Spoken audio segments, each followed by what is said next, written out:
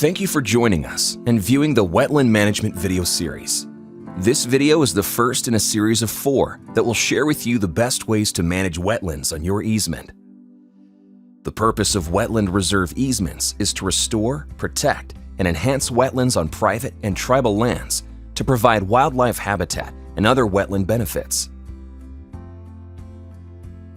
These wetlands service over half of the waterfowl and songbirds of the United States, North America, are dependent upon wetlands. Over a third of the threatened and endangered species are dependent upon this kind of habitat, the wetlands and the associated hardwoods and vegetation on these landscapes.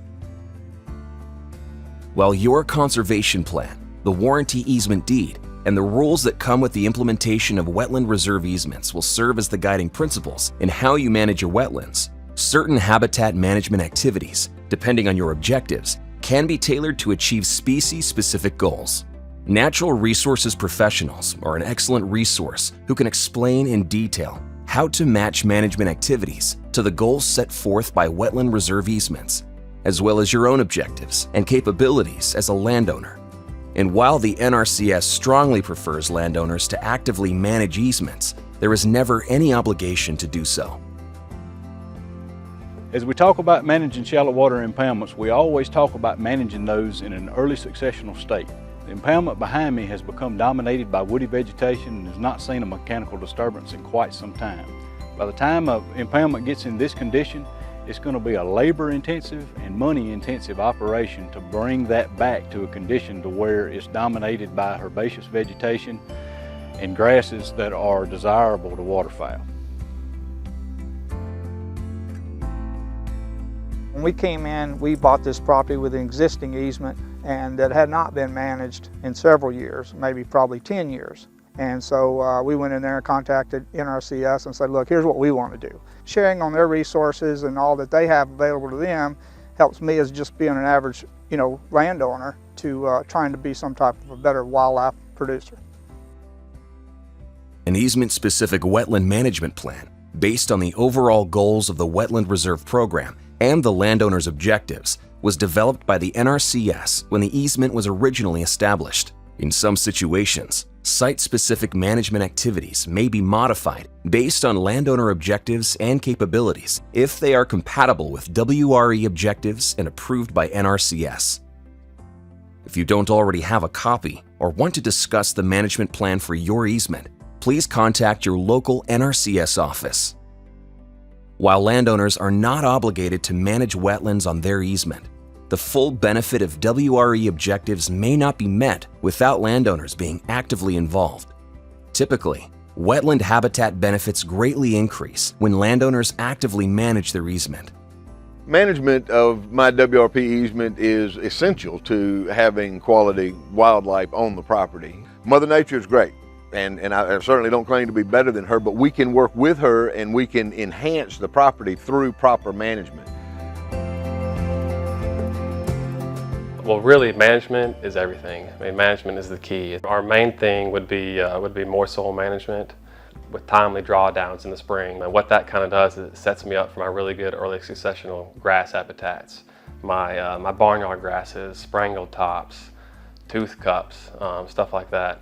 Even simple management activities, such as using water control structures to manipulate water levels, can provide higher quality wildlife habitat than easements with no management. Research has shown that managed WRE wetlands are used by ducks 2.8 times more than unmanaged sites. A minimum level of management is necessary to ensure levees and water control structures are functioning properly. Basic management activities conducted by landowners may include keeping levees mowed to maintain access and reduce woody vegetation, cleaning out blocked water control structures, and controlling beaver activity. Habitat management provides even more benefits, as landowners may be allowed to manipulate water levels as well as vegetation that can impact critical habitat. Key management activities include vegetative and soil manipulation to encourage early successional plant development, noxious and invasive weed control, and seasonal drawdowns within shallow water impoundments. A limited amount of wildlife food plantings may be established if authorized by NRCS. How intensively a wetland is managed is an annual decision and may change from year to year. Management activities will vary based on a landowner's time and resources, along with the types of vegetation present in an impoundment. In some years, manipulating water levels will be sufficient, while in other years, additional management such as disking may be necessary to set back succession. The goal of the active management is to set back succession and create different types of habitat. And with different types of habitat, there are different wildlife species that will prefer those habitats. Examples of more intensive shallow water impoundment management include mowing, disking, mulching, applying herbicides, planting wildlife foods, prescribed burning, and rolling or buffaloing vegetation. Solely managing water levels is a less aggressive approach than manipulating vegetation, but these activities may also vary in intensity.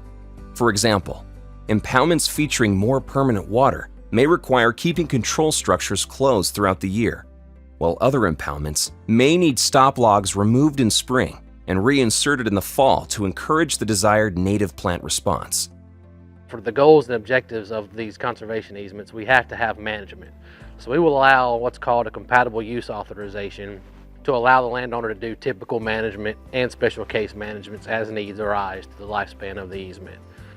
That's done through a request from the landowner. They can go to their local field office. It has to be in writing, and it has to give the specifics. The what, the when, the timing, just everything that they want to do.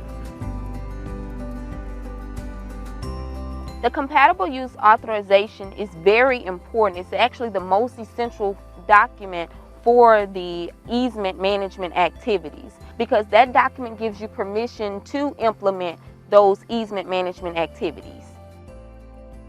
Be sure to join us for part 2 of this video series, where we will discuss wetland types and habitat succession. For more information or assistance with wetland reserve easements, or to obtain compatible use authorizations, contact your local USDA Service Center. Wetland Reserve Management videos were developed by NRCS and the Tri-State Conservation Partnership.